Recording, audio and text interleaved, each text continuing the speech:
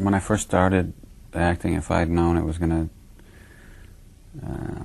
involve as much frustration and waste of time and compromising with unpleasant people as it actually does on an almost hourly basis, I would have never pursued it. But now that I'm in it and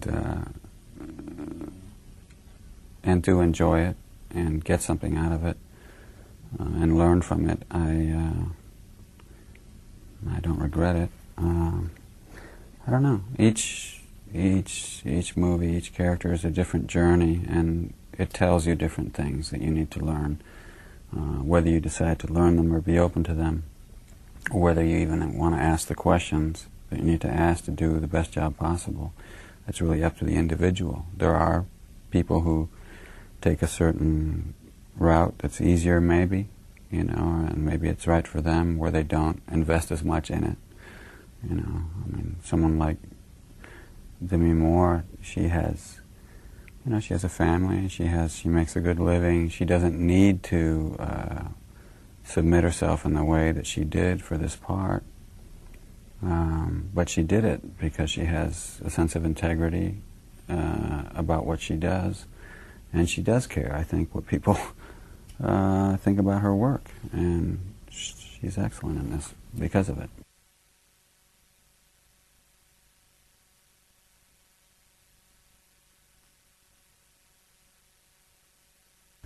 Well, I mean, the tone is set by Ridley, you know, and it was an atmosphere of we can do this, and together we're going to figure out what the best way of telling the story is, and we won't take shortcuts, and we'll try to add as many levels to it as possible. You know, and that's contagious, you know, his enthusiasm. So that's the main ingredient. She plays G.I.Jane. She's G.I.Jane, and if she doesn't go for it 100%, then everybody else has to pick up the slack. And in this case, she certainly led the way in terms of committing herself.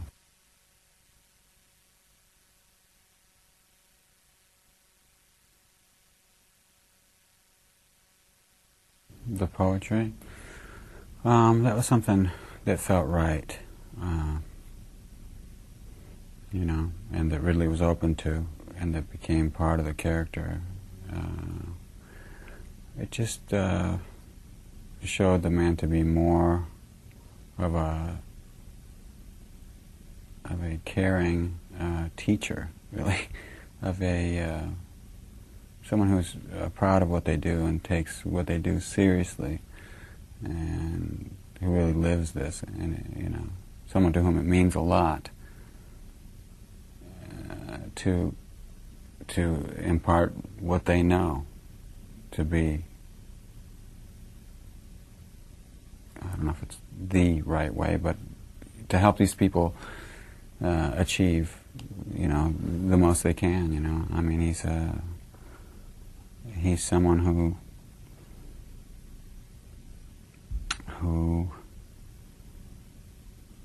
takes it home with him, certainly, you know, and tries to bring all of himself to the job of teaching these people what they need to know.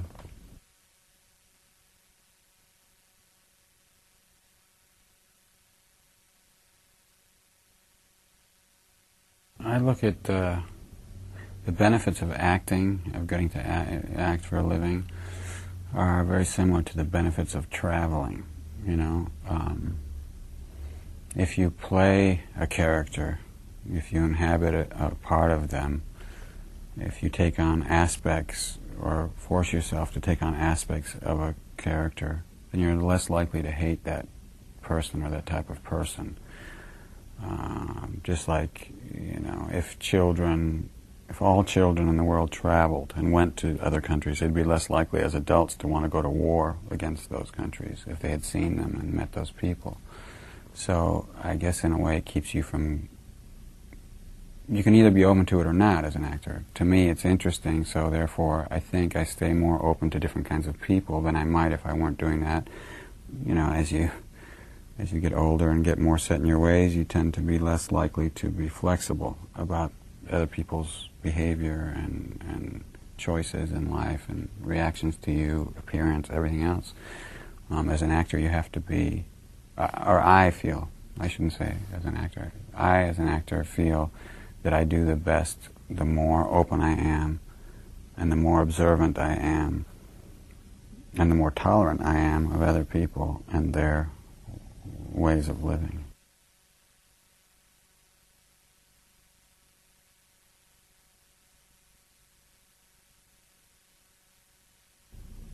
I love what can happen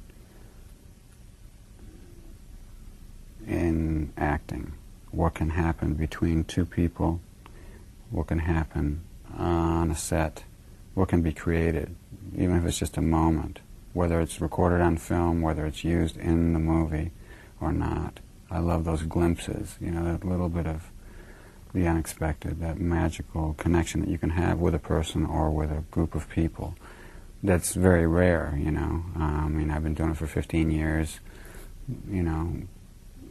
Very few times have I seen that happen, but you never know. It's like going around looking for water, you know, and once in a while you find it.